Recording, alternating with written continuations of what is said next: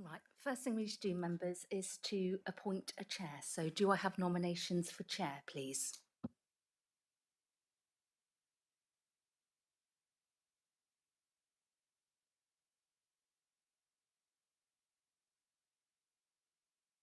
So just to confirm that Councillor Bonham has been appointed chair for this committee. Thank you.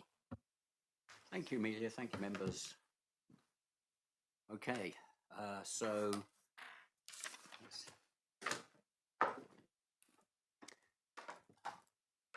right, division of, thank you very much. The division of the agenda. The committee decided for hearings to be heard in public. Are there any reasons, Amelia, why we should, or Catherine, why we should not have the meeting in public, or any comments from members? Certainly, Chairman. The rules presuppose up until this point that all of the information is in private. But once we get to these subcommittees hearing, the presumption is that it should now be in public, unless there are exceptional circumstances that apply. I've not received any representations that it should be in private, but the exceptional circumstances would be not exhaustive, but include. I have to read these out from our constitution. It's either health, sexual allegations, vulnerable third parties, public order, protection of private life of the parties require, or whether complainant's an employee of the authority. So on the face of it, none of that applies, and Councillor Spencer hasn't made any representations, and nor has the complainant. So the decision, though, needs to be formally made as to whether you consider it should be held in public. Members have any comments on this? No comments. Okay, so then let's proceed on the basis that we are in public. No reasons that we can see to have a meeting in private, so we're continuing Thank you, public. Chairman. Okay, thank you. And then, members, are there any declarations of interest? Okay, no declarations of interest, thank you. Okay, item 4. Don't need to worry about that one. Hmm? Don't need to worry about it because we're not going into private. Right. If the committee agreed to a private session, that's not relevant. Right, considering item 5, consideration of the investigation reports for the following standards complaint RP 544243. So this is a complaint made by Councillor Lance Austin against Councillor Spencer of Ivybridge Town Council. In this, the subcommittee of Audit and Governance is to decide whether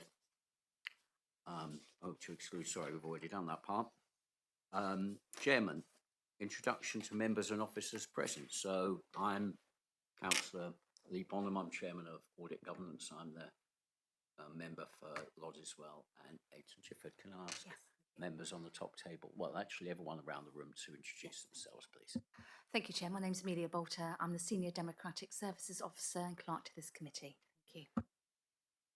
My name's Catherine Bowen. I'm the legal lawyer. I was going to say that's a bit.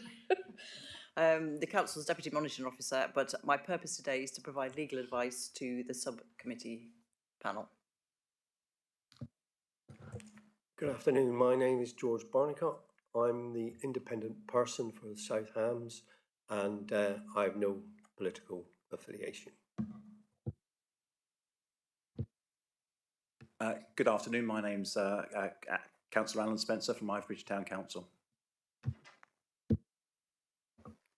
Good afternoon. My name's Councillor Anna Presswell from Totnes District. Hello, my name's Sam Penfold. I'm Councillor for Malden and Little Hempston. Thank you, members and everyone present. Okay, purpose of the hearing. The purpose of the hearing is to consider the investigating officer's report regarding a complaint about the subject member, Councillor Spencer, and to consider any further representations from the subject member and the investigating officer. The subcommittee will also consider any views of the independent person, and then the subcommittee will make a decision as to whether the subject member, Councillor Spencer, has broken the code, and if so, decide whether any sanctions should be applied. Okay, what do we do with the list of materials here, Catherine? Do we just go through what the list is, or Can you Yes, advise Chairman, on it's that? just to make sure that everybody, and for the public meeting, that everybody's aware that the materials that you have all had are the investigating officer's report. I mean, it is taken as read by everybody, but if there are any points of difference, they're obviously open for discussion and clarification. So any further material you hear today orally, I haven't actually got a councillor response form, but Councillor Spencer can fill us in on anything he has to say. The Ermington Parish Council Code of Conduct is relevant, but that's based on the model code, which we're all familiar with. And then the hearing and councillor complaint process, or the background structures to what we're here to do today. And obviously you've heard that we can consider the views of Mr. Barnicott as the independent person. I'll leave the chairman to go through the summary, but the batting order, I may as well do that now, is basically that we'll introduce Mr. Mansell, who's on Teams, and he'll outline his investigation report. You can ask him any questions of clarification or for any further information you think is relevant. If Councillor Spencer wants to question anything, that will come through you as the chairman, rather than having a bit of a free-for-all. Then Councillor Spencer will say what he wants to say, and you can obviously ask him clarification and further information questions. And when everybody's said what they need to say, you will retire to consider your decision based on what you've heard and what's in the papers. Thank you, Chairman. Oh, and it might be just helpful just to introduce the summary of the complaint, but then Simon can add to that when we get to that. Thank you very much, Catherine. So just a small point on what you've said and what's written here. I don't think it's the Ermington Parish Council Code of Conduct. I think it's the... Oh, yes, I have changed that. It's I'm the... so sorry. Don't worry. It's the Ivy Bridge so Town Council. Yes, just to clarify for the Code of record, it Conduct. is the Ivy Bridge one. It's a typo. Thank you. Yeah, no problem at all.